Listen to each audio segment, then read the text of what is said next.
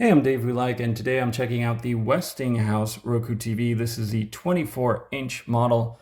It's 720p, and of course, it's got all the Roku features, so you can quickly access your streaming of favorite sports, your cable box, game console, free live TV, stream TV, live news, sports, movies, easily search by title, genre, or even sport team to find out where it's streaming. Your TV just gets even better over time with automatic software updates. It does include the remote control, and of course there is an app that you can use to do voice control. Say, hey, find this and play it.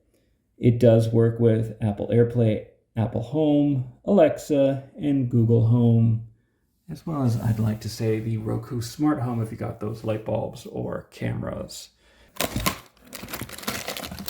Looks like this is our remote control. So it does have the power button as well as volume buttons. It's Netflix, Apple TV Plus, Paramount Plus, as well as HBO Max. Our feet stands are right here. So in this bag, we've got our batteries, some manuals, and on the other side, I do see our screws for the feet. The feet themselves look like this. So this is Dolby audio as well. It does include our composite cables, video left and right, audio. On the side here, we've got our antenna or cable, HDMI 3, 2, 1 is ARC, as well as there is the USB port, optical, reset, and our headphone port. On the bottom as well, there is a little power button to turn it on and off. Okay, now that I've plugged in my batteries, let's go ahead and get started. So we're going to select United States, set for home use, and log into our Wi-Fi account. Now that we've logged into our Wi-Fi account, we're going to connect to it. And just like that, it's looking for a software update. Now that it's found the software update, we're going to click on OK, and it's going to download it. So going pretty fast so far. That's good to see. Okay, that software update is now completed. It's going to take a little minute to finish. And now it's asking us to connect via our email address to activate the Roku TV. So we're just going to go ahead and insert our email address right now. Now that we've inserted our email address, let's go ahead and activate it through the email. Looks like I got the email, so let's go ahead and activate it. Now it's asking me which room it's in, so we're just going to select one. Select I have Reddit. Okay, we're going to skip the personalization questions and click on continue. And our setup is complete. So now that we've completed our setup, it is adding all of our channels to our Roku TV. Okay, finished. Let's connect our devices. Everything is plugged in and turned on. Let's just do this later since I have nothing connected to the TV itself. Let's get you streaming. Get to know your new Roku TV in about a minute. We'll start with your remote. Press home. So we'll just skip that for now, and welcome to our Westinghouse Roku TV.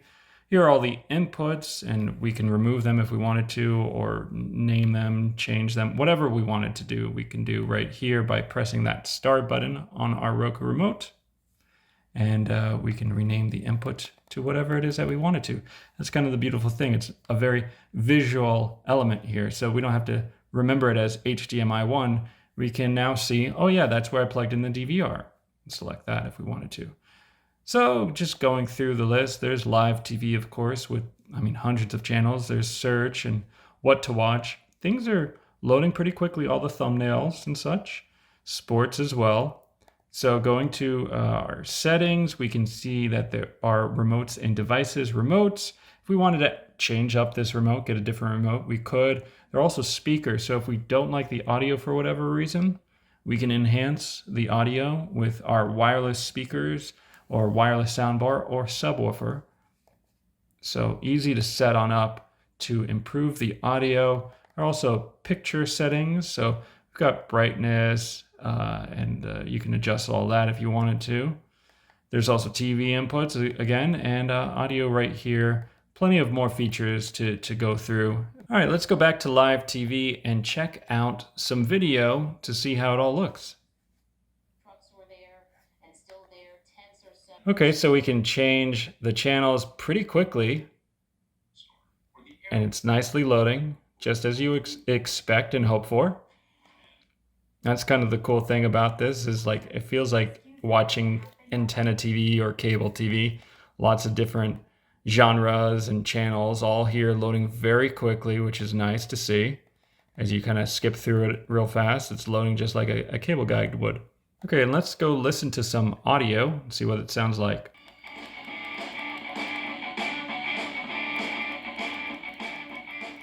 So yeah, obviously the bass isn't going to wow you by any means, but it is loud, and you heard from the video that it is pretty crystal clear. As a little bonus, I do have the Element Roku TV that also is 24 inches. So I thought it'd be fun to compare the Westinghouse Roku TV 24 inch to the Element Roku TV 24 inch. Okay, so here they are side by side. We've got our Westinghouse on my left and the Element TV on the right side. They are slightly different for some reason, and this is probably just a little software thing that's rolling on out, this news from the Roku channel at the very top. The colors seem pretty good on both of them.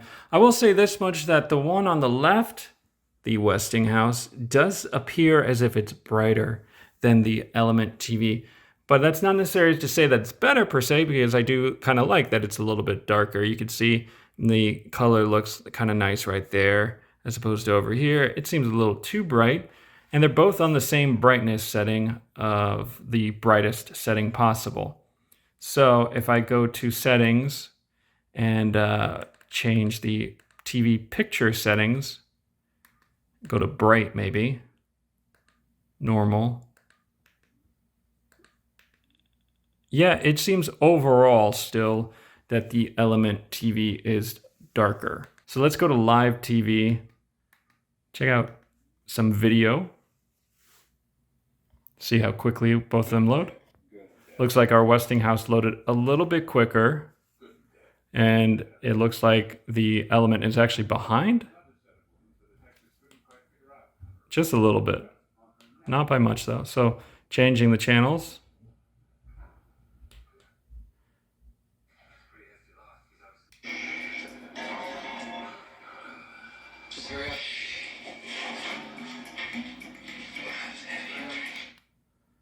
It does seem like the Westinghouse is louder. Yeah, I hear a lot of audio coming from the left side. But they're both very responsive, which is what you want to see.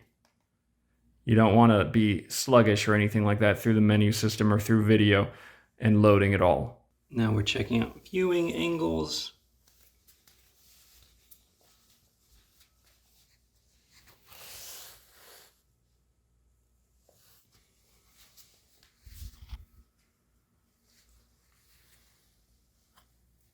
Do you notice any difference between the two? Okay, one last test to see which one turns on quicker. Ooh, that was close. Turned off pretty similarly.